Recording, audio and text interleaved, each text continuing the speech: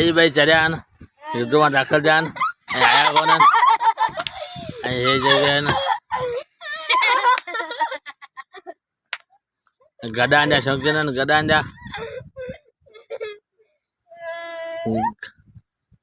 શોખીન ને ગડાંડા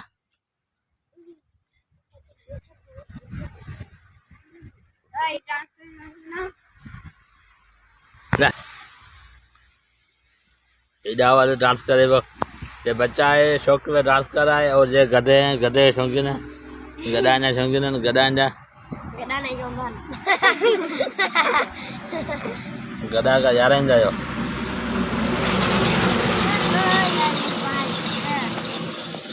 ये बच्चा डांस कर रहा है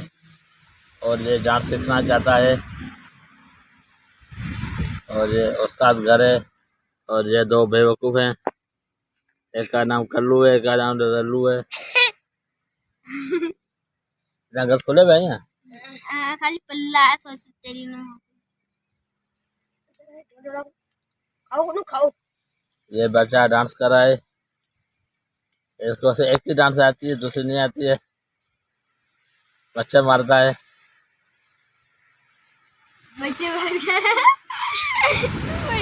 और ये अच्छा बंदा है और ये बेकार बंदा है ये बेकार बंदे हैं इसको डांस करने नहीं देते